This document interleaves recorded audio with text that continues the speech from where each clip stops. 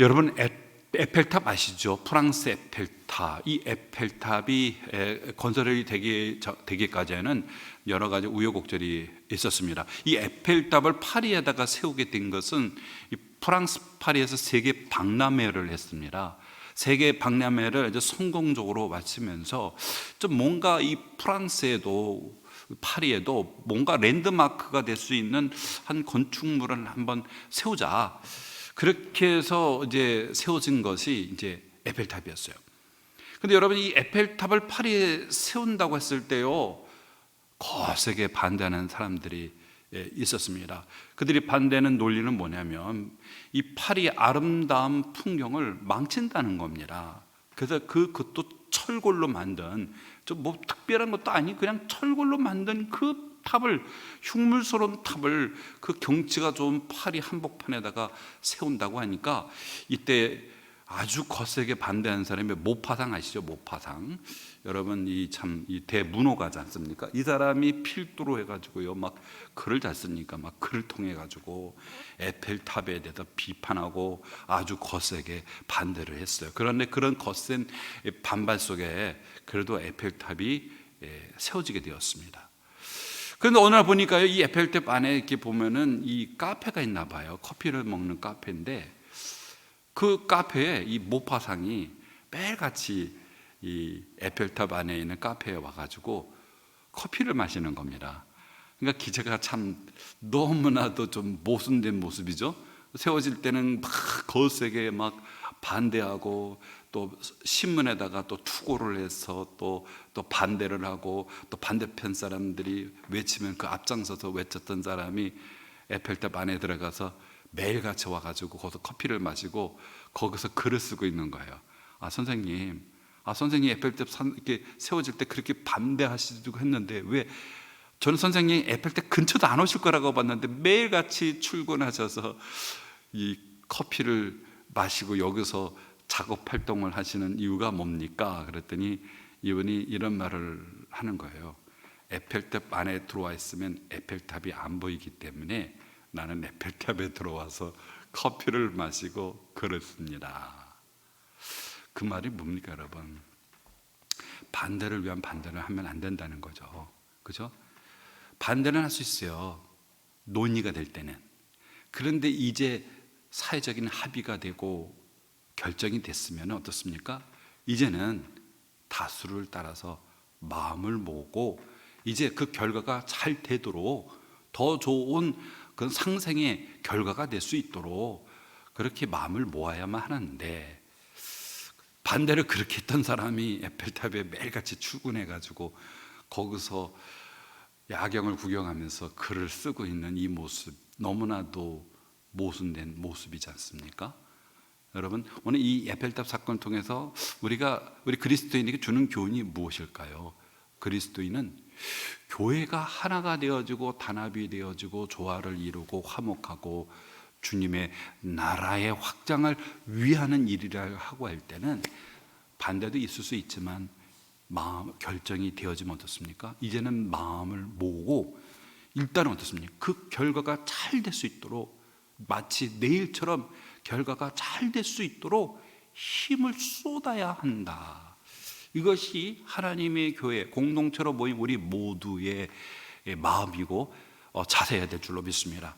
우리가 함께 살펴보고자 하는 이 5장 12절부터 이제 하반절은요, 이제 데살로니가 전서의 결론, 맺은 말에 해당이 됩니다. 그동안에 이제 4, 5장에 보면은 하나님을 기쁘시게 하는 삶에 대해서 데살로니가 교회 안에 있는 여러 문제를 터치하면서 사도 바울이 아주 상세하게 권면의 말씀을 주었죠.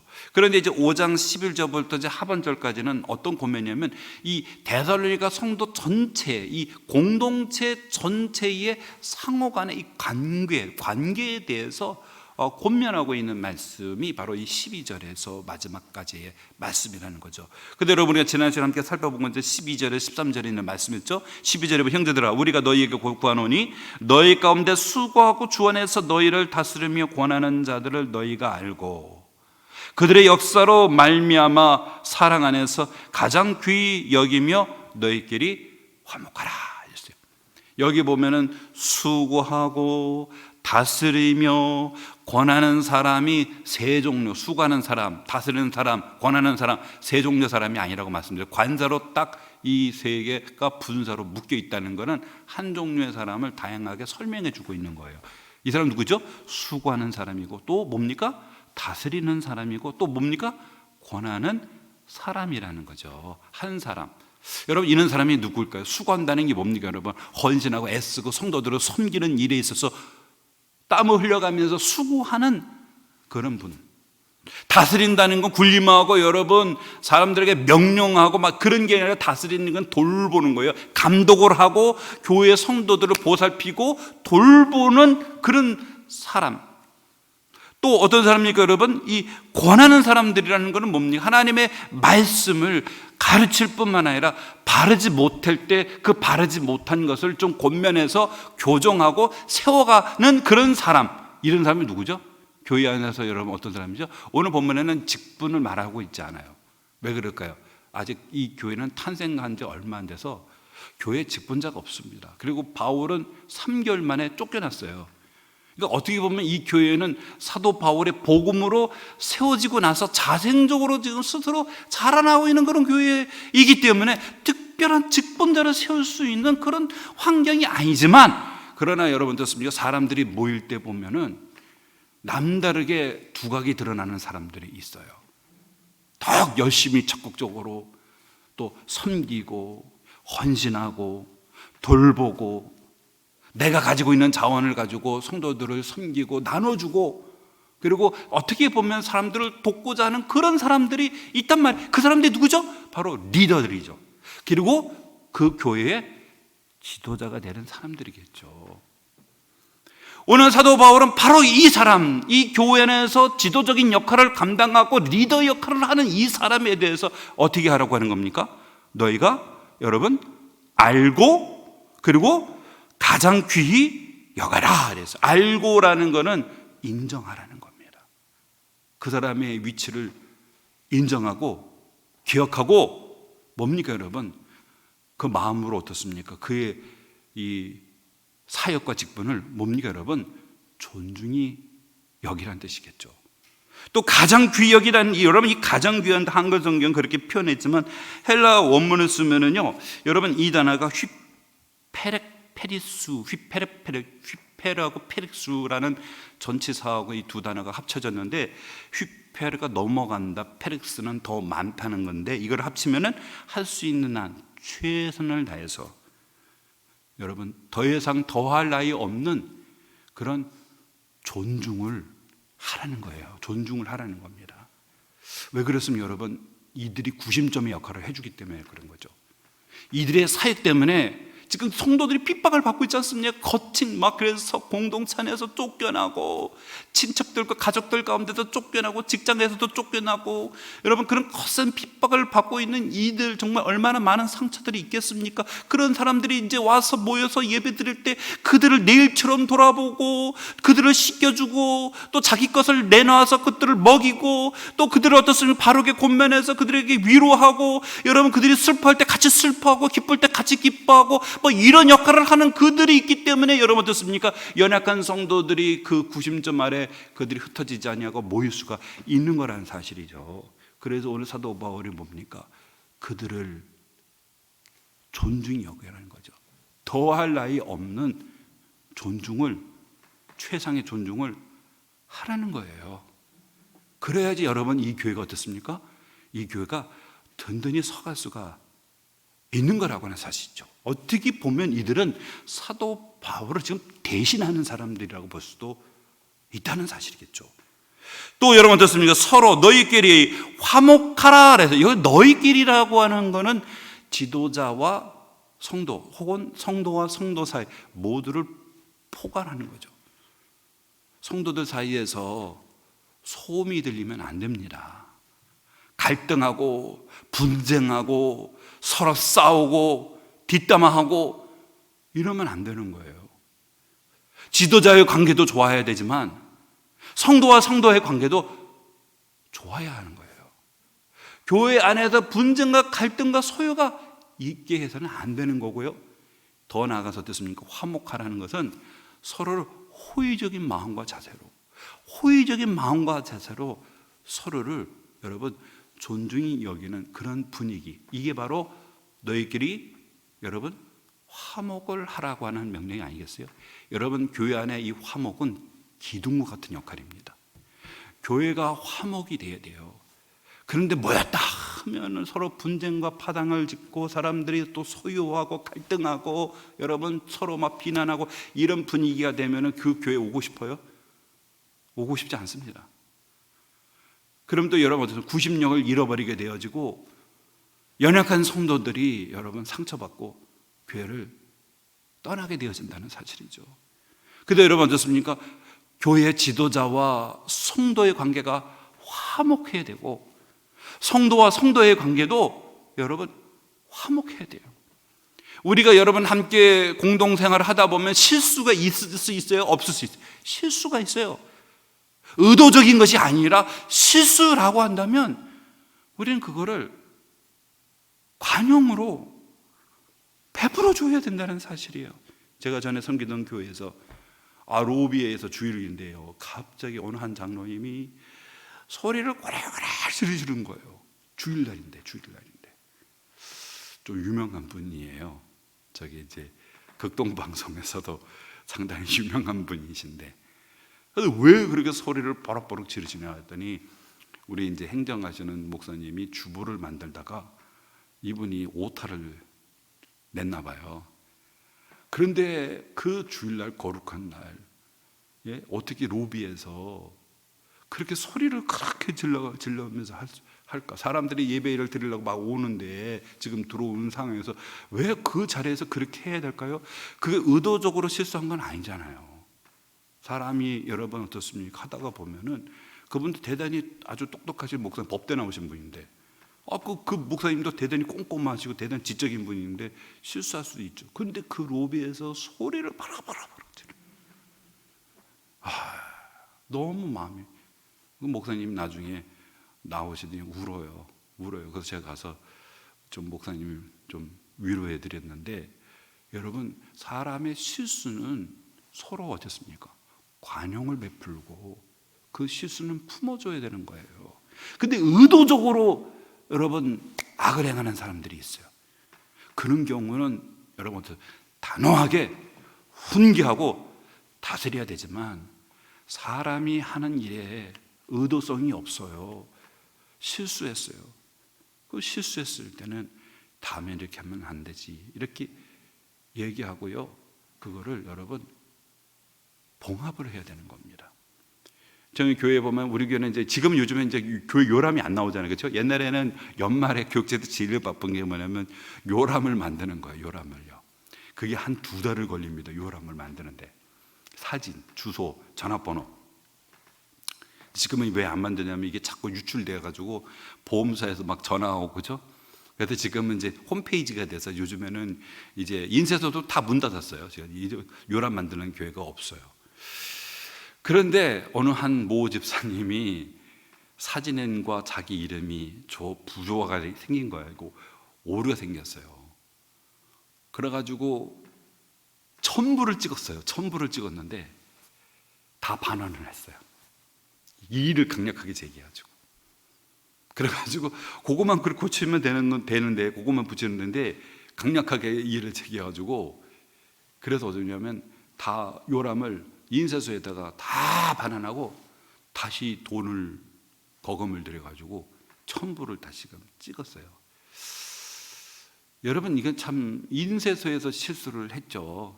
그리고 여러 사람이 여러 번 검열을 했지만 여러분, 여러 명이 해도 사람이긴지라 실수가 있을 수밖에 없는데, 그런 부분은 그냥 이렇게 라벨로 이렇게 해서 붙여도 되는 거고, 아니면 펜으로 이렇게 교정을 할 수도 있는 거고, 다 이해할 수 있는 거잖아요. 근데 이제 내 이름이 왜 사진하고 내 이름이 다르냐고, 왜 내 사진은 왜 흑백이냐고, 왜 내 사진은 왜 칼라 안 나냐고 막 이러면서 이제 그런 문제가 발생하는데, 여러분 우리가 화목을 해야죠.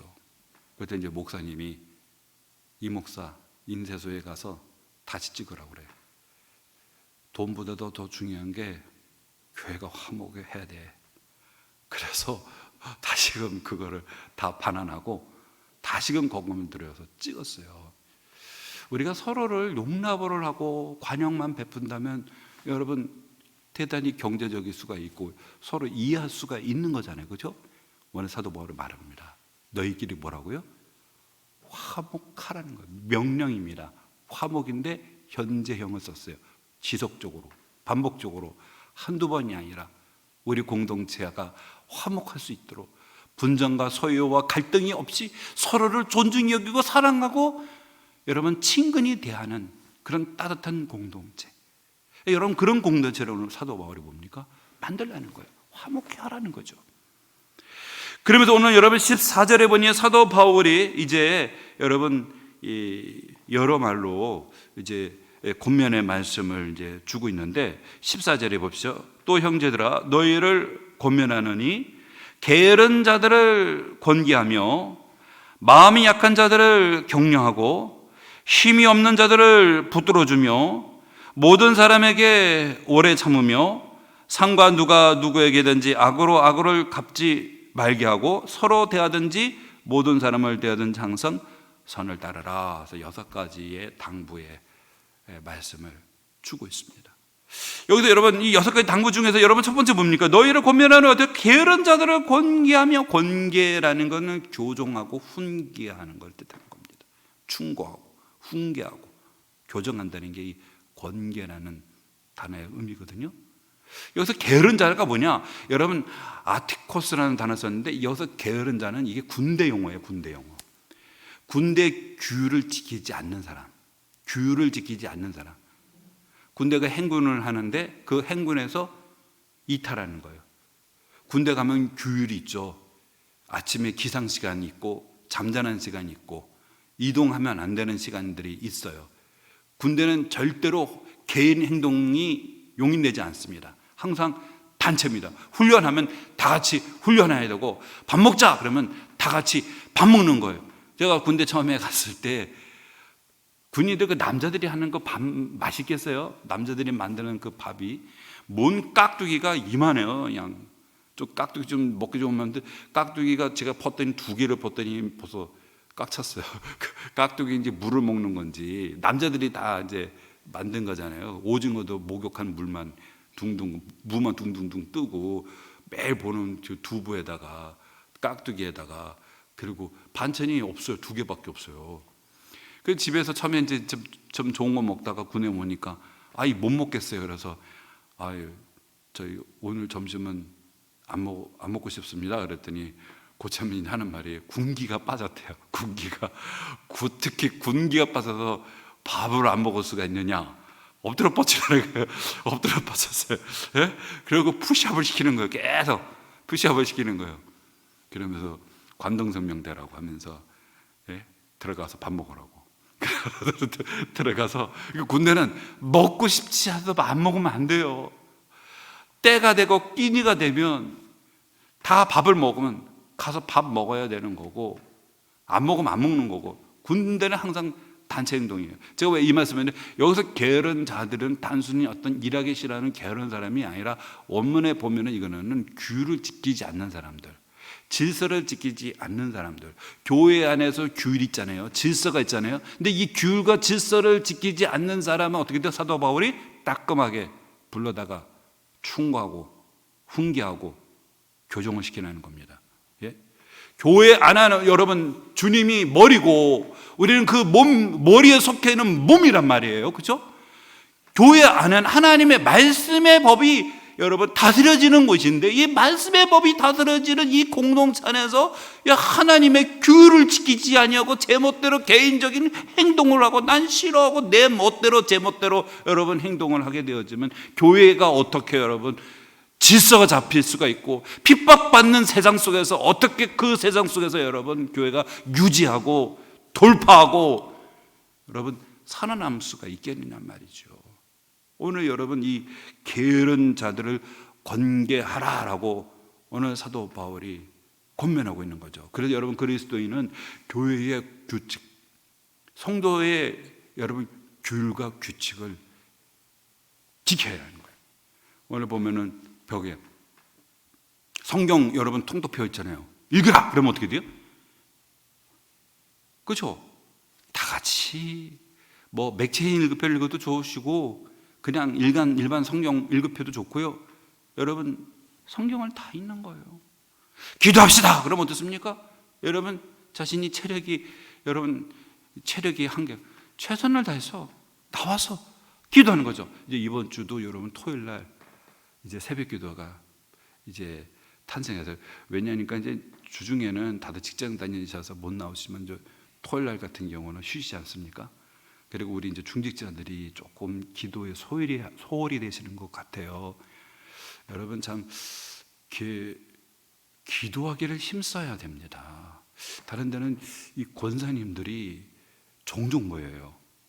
그리고 이렇게 금요일날 저녁이 되면은 이렇게 이렇게 이불을 가지고 와서 권사님들이 모이는 소망의실 같은 데서 모여가지고 철야 기도하는 분들 많이 있어요.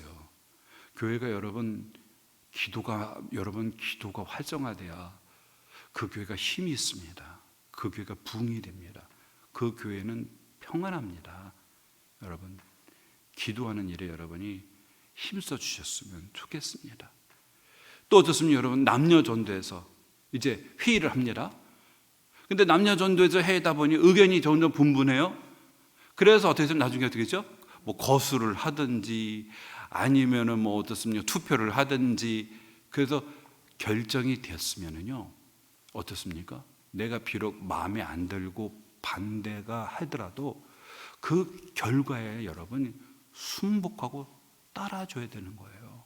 오늘날 민주주의 정신이 뭡니까? 다수 의결이지 않습니까?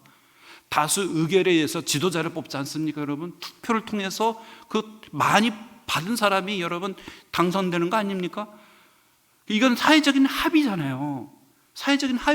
그죠?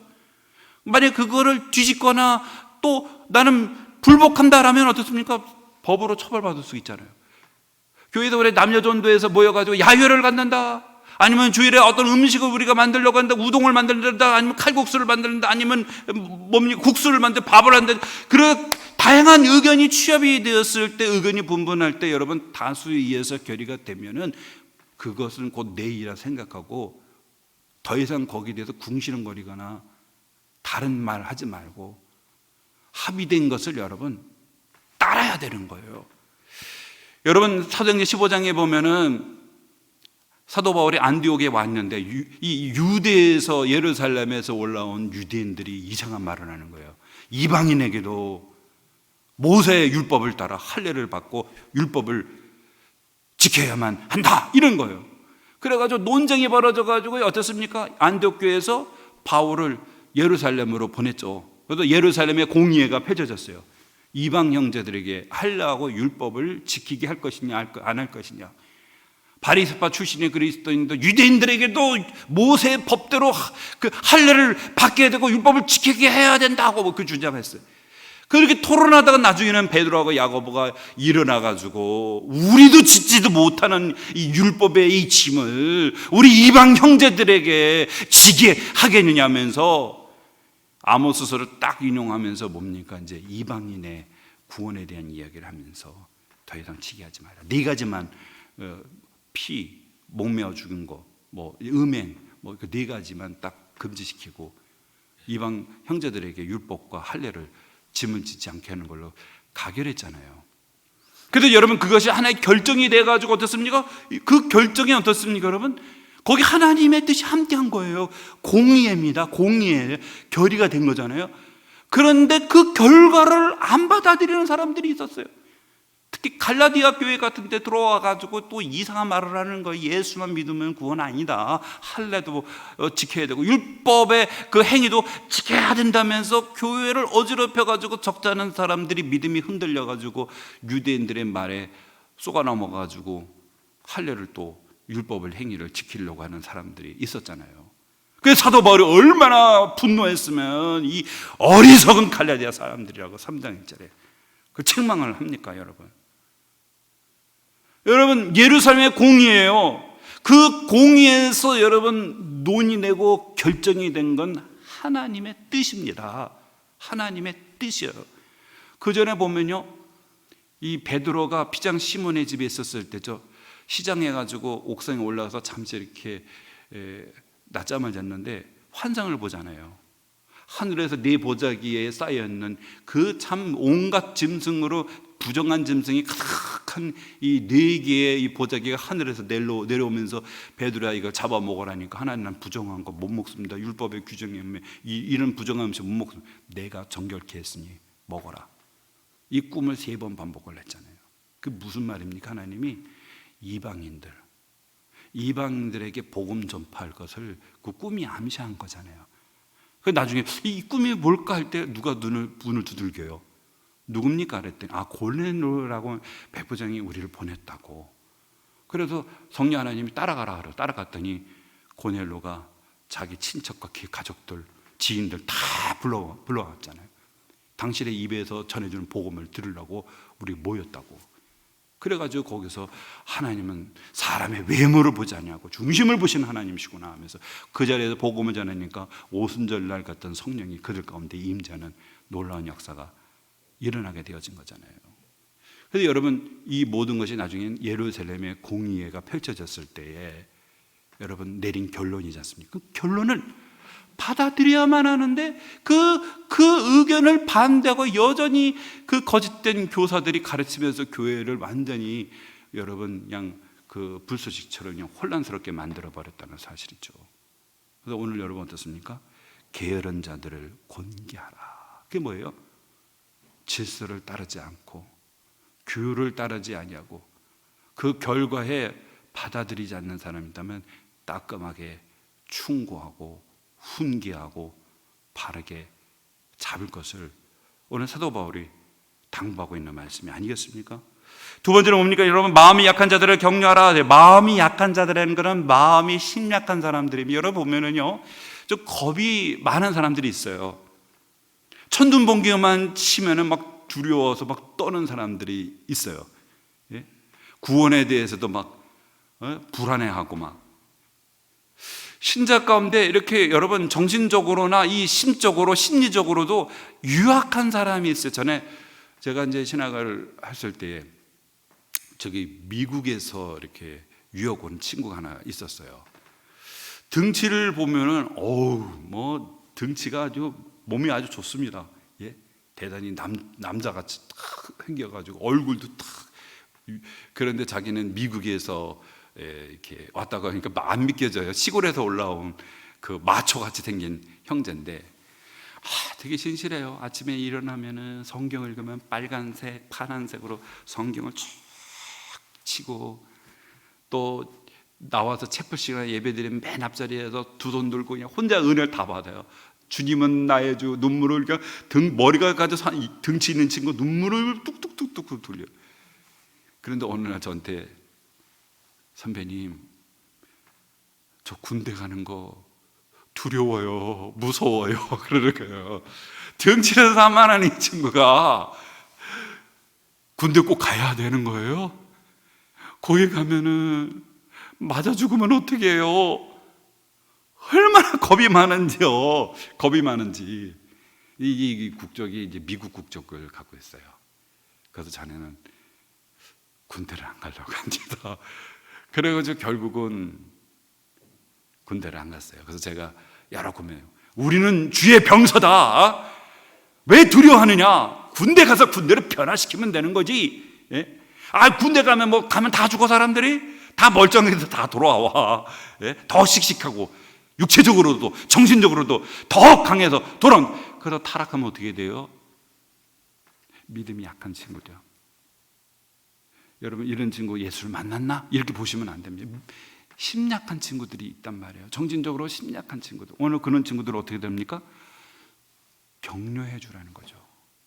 힘을 보답아주고 격려하고 위로하고 그래서 여러분 용기를 낼 수 있도록 그렇게 오늘 사도 바울이 도우라는 겁니다. 그들을 도우라는 거죠.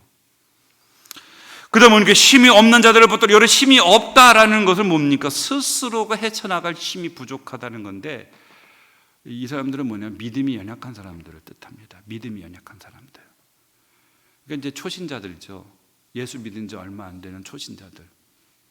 이런 사람들은 믿음이 연약해서 자주 흔들립니다. 구원의 확신에 대해서도 흔들리는 그런 친구들이 있어요. 전에 제가 청년부로 섬길 때 그 한 친구 있어요. 교회 온 지 얼마 안 됐는데 예수를 영접했어요. 근데 이 친구의 이 단점은 위기를 만나면 흔들리는 거예요. 위기를 만나면 흔들리는데 어느 정도 흔들리냐면 아예 절망을 해버려요. 다 끝났다요. 끝난 거예요. 예?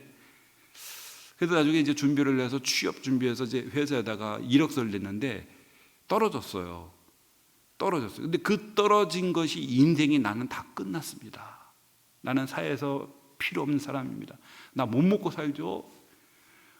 우리 집은 가난한 집인데 내 스스로가 지금 학교에 4년 다니면서 학비도 못 갚았고 저는 완전히 신용불량자가 돼서 나는 인생의 실패자입니다고 그렇게 넋두리하고 한숨 짓고 나는 이제 끝났다. 고작 한 군데 떨어졌는데 절망을 느끼는 거예요. 그래서 이 친구를 붙들고 3시간을 고민을 했어요. 3시간을 고민하고. 근데 다음에 놓으면 좀 붙으면 좋은데 또 떨어졌어요. 계속 떨어진 거예요. 그러다가 나중에 좋은 직장에 붙었습니다. 그러니까 이 신앙의 낙폭이 너무 큰 거예요. 예? 잘 되고 좋으면은 완전히 정말 주님과 함께 하늘로 올라갔다가 조금만 위기가 있고 어려움이 있으면 떨어져요. 근데 이제 시간이 지나가고 이런 위기를 계속 겪다 보니까 점점 믿음이 좋아지기 시작하고 점점 강해지고요. 점점 위기 관리를 잘하는데 이 배우자를 만났는데 감사하게도 이 친구는 너무 예민하고 꼼꼼해요. 하나만 뭔가면 거기 몰입을 하는 스타일인데 반면에 자매는 대장부 같아요. 사소한 것에 그렇게 신경 안 써요. 그림을 그려도 큰 그림을 그려요. 어쩌면 저렇게 조화를 이룬 배우자를 만났을까? 예? 걱정하지 마. 직장에서 나오면 내가 먹여 살릴 테니까 염려하지 말라고 말이라도 그렇게 해주니 얼마나 힘이 되겠어요. 그러니까 너무나도 딱 맞는 배우자를 하나님이 예비해 주셨어요. 그래서 지금 믿음이 아주 잘 해서 교회도 잘 섬기고 그런 우리 형제거든요. 오늘 본문에 보죠. 힘이 없는 자들을 여러분 붙들어줄, 귀찮다고 외면하면 쓰러집니다. 그러나 좀 우리가 붙들어주고 함께 도우면은 나중에 훗날에는 아주 하나님 앞에 훌륭한 그리스도인으로 우뚝 서게 될 줄로 믿습니다. 그 다음에 뭡니까 여러분? 모든 사람에게 오래 참으라. 좀 어떨 땐 짜증이 나고 진짜 인간관계를 여기서 끝내고 싶어하는 사람도 있어요. 예? 그렇지만 어떻습니까? 그 영혼을 생각해서 사랑은 오래 참는 거잖아요. 오래 참으라는 거예요. 용납하라는 거예요. 우리 하나님의 성품 중에 뭡니까 여러분? 노하기를 더디한다는 게 뭡니까? 우리를 인내로 참아주시는 거잖아요. 그렇다면 우리도 어떻습니까? 오래 참고 기다려주는 거예요. 오뚜기와 같아서 세워주면 또 넘어가고 계속 하다 보면 정말 여러분 방전이 돼요. 그러면 우리가 어떠죠? 서로 같이 함께 도와야죠. 오늘 이 말씀은 혼자 개인이 하라는 게 아니라 공동체에게 주시는 말씀입니다. 지도자 한 사람이 아니라 공동체가 바로 이런 연약한 사람들, 마음이 연약한 사람들, 힘이 연약한 사람들, 교육을 지키지 않는 사람들, 이런 사람들을 어때서 우리 공동체가 다 같이 협력을 해서 이렇게 세워가자는 거죠. 그러면 어떻습니까? 교회가 건강한 교회로 자라날 수가 있는 것이 아니겠습니까? 마지막으로입니다. 삼가 누가 누구에게든지 악으로 악을 갚지 말게 하고 서로 대하든지 모든 사람을 대하든지 항상 선을 따르라. 악을 악으로 갚지 말라는 것은 바울뿐만 아니고요. 우리 예수님도 사도 베드로도 여러분 똑같게 한 말씀입니다. 베드로전서 2장 23절에 보면 사도 베드로가 이런 말씀, 예수님은 욕을 받으실 때 대신 욕하지 아니하시고 고난을 받으실 때 위협하지 아니하셨다 그랬어요. 예수님은 욕을 받을 때 나를 욕해? 그러면 나도 그냥 퍼붓고, 나를 위협을 해? 그러면 감히 하나님 아들 나를 위협했어? 넌 죽었다. 너는 지옥에 가장 뜨거운 물에다 넣어주겠다 라고 하면서 상대방을 어땠습니까? 더 크게 위협하지를 않으셨어요. 주님은 어떻게 해요? 다 받으셨어요. 그리고 십자가에서 돌아가실 때 어땠습니까? 하나님, 저들의 죄를 용서해 주시옵소서. 저들은 자기가 하는 일을 알지 못하나이다. 주님은 욕을 받으셔도 대신 욕하지 아니하시고, 고난을 받으시더도 위협하지 아니신 분이 주님이셨잖아요. 그래서 마태복음 5장 44절에 보면 원수까지도 사랑하고 기도하라고 했는데, 주님은 친히 십자가에서 실천하셨어요. 그 원수, 못 박은 그 원수조차도 주님은 저들의 죄를 용서해달라고 몸소 실천하신 분이 주님이셨다는 사실이죠. 뿐만 아니라 사도 바울은요, 로마서 12장 17절에 아무에게도 악을 악으로 갚지 말고 모든 사람 앞에서 선한 일을 도모하라 그랬어요. 로마서 12장 21절에도 악에게 지지 말고 선으로 악을 이기라 라고 말씀하고 있어요. 왜 우리가 악으로 이렇게, 여러분, 내가 받았는, 내가 피해를 받고 내가 고통을 당하고 내가 피해자인데 왜 내가 그 악을 여러분 악으로 갚지 말라고 하는 게, 우리의 머리에 재판장 되신 하나님을 믿는 사람들이기 때문에 그렇습니다. 세상에 보면 여러분, 이 미제 사건들 많아요. 그렇죠? 형사들을 들어보면은 한 30% 정도 사건 중에 30%, 살인 사건 중에 30%는 미제래요. 범인을 못 잡은 거죠. 그런데 감사한 건요, 우리나라의 형사들의 그 검거율은 세계 1, 2등 합니다. 그러니까 좀 보면은 좀 미흡하다고 보시겠지만, 그래도 우리나라 경찰은요, 범인을 많이 잡는 거예요. 예? 이 미국 같은 큰 나라, 땅덩어리 큰 나라는 사람을 죽여도 못 찾는 경우들이 비일비재인데, 우리나라는 세계에서도 그렇게 검거율이 높고요. 특히 우리 하남시가 어떤 도시죠? 전국에서 가장 범죄율이 낮은 도시, 이 아름다운 도시에서 우리가 살고 있습니다. 그런데 여러분 보시면은 그 옛날에 누구죠? 그 화성 사건, 그 참 13명인가 그 이상 죽었잖아요. 여자들만. 뭐 빨간색을 죽인다고 하고 막 빨간색 입지 말라고 막 그런 경우도 있었고. 그런데 여러분, 저도 기억나요. 학교에서 끝나면은 손잡고 가고 친구들끼리 둘씩 짝지어서 가고 계속 사람이 죽어갔는데도 못 잡았는데, 최근에 얼마 전에 그죠? 교도소에서 잡혔잖아요. DNA 조사해 보니까 동일한 게 나왔지 않습니까? 이 사람이 그 연쇄 살인범이었잖아요. 그죠? 근데 이 세상에도 보면은 여러분, 그런 미제 사건이 많아요. 그래서 여러분 어떻습니까? 이 세상의 사법부의 망을 피해갈 수는 있겠지만, 하나님의 이 사법부의 망은 못 피합니다. 우리가 이 땅에서 억울하게 피해를 보고 또 사랑하는 일을 이루어서 마음이 아플 수가 있겠죠. 이것이 이것으로 끝나는 게 아닙니다. 왜요? 우리의 재판장 되시는 하나님이 마지막 때에 하나님이 다 책임을 물을 겁니다. 잡아서 책임을 다 물을 겁니다. 우리 하나님이 살아계시기 때문에. 악을 악으로 갚지 말라는 이유가 뭘까요? 우리는 하나님을 믿는 사람입니다. 하나님은 왕이시고 하나님은 재판장이십니다. 그 하나님께 맡기라는 겁니다. 하나님의 가장 정의롭고 공의로운 방식으로 하나님께서 재판해 주실 거예요. 그래도 여러분, 너무나도 억울해요. 때로는 사법부에서 보면은 정말 엉뚱한 결론이 내릴 때도 있어요. 사람은 물증으로만 재판을 하기 때문에 그걸 피해갈 수도 있어요. 하지만 하나님의 눈은 피해갈 수가 없습니다.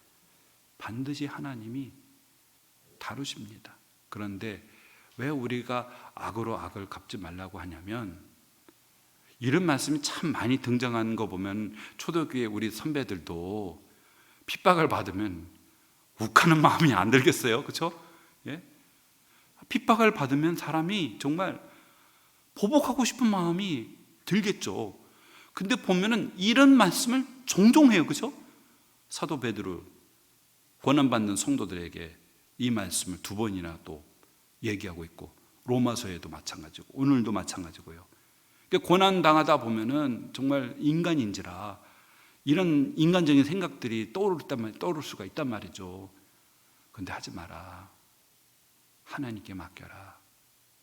그리고 우리가 악으로 악을 갚게 된다면, 정의의 이름으로 악을 우리가 징벌한다고 한다면 우리도요 똑같은 마음을 품을 수가 있다는 겁니다. 우리의 마음에도 미움의 마음, 그리고 정의의 이름으로 악한 마음을 우리도 품을 수가 있어요. 18세기 여러분, 프랑스 대혁명이 일어났을 때 정의의 이름으로 얼마나 무고한 사람들이 이 단두대에 머리가 잘려서 죽었습니까? 얼마나 억울한 사람들이. 마리 앙뚜아네트요, 빵이 없으면 케이크 먹어. 오랫동안 이 여인이 이 말 때문에 아이고 세상 물정 너무 더 모르는구나. 근데 이게 나중에는 어떻게요? 이 여인이 한 말이 아니었어요. 이 여인은 참 그래도 백성들을 많이 돌본 사람이었는데, 얘는 억울하게 누명이 씌워가지고 단두대에 끌려가서 목이 잘렸잖아요. 여러분, 정의의 이름으로 또 다른 악을 행할 수가 있고 그 이상의 보복을 할 수가 있다는 거. 그러니까 악을 악으로 갚지 말고 누구에게 맡기라는 겁니까? 하나님께 맡기라는 거죠. 여러분, 말씀을 맺도록 하겠습니다. 오늘 사도 바울은 성도들의 공동체에게 당부의 말씀을 주고 있습니다. 수고하고 또 다스리고 그리고 권계하는 자들을 존중히 여기고 서로 화목하라. 교회 규율과 질서를 지키지 않은 사람들을 충고하고 교정하고, 마음이 약한 자들을 위로하고 힘이 없는 자들을 붙들어주고, 그리고 어떻습니까? 오래 참고 인내하고 악을 악으로 갚지 마라. 그리고 어떻게 해요? 적극적으로 선을 행하라. 주님이 우리 모두에게, 오늘날 살아가는 우리 모두에게 주시는 권면의 말씀인 줄로 믿고 건강한 교회, 우리 하나님을 기쁘시게 하는 교회, 성령 하나님이 우리 가운데 임재해서 충만한 교회, 바로 오늘 이 권면의 말씀을 마음에 새기고 우리가 한 보 한 보 실천해 갈 때에 여러분, 하남 주사랑 교회는 소문난 교회가 될 것이고요, 우리 하나님을 가장 기쁘시게 하는 복된 교회가 될 줄로 믿습니다. 기도하겠습니다. 하나님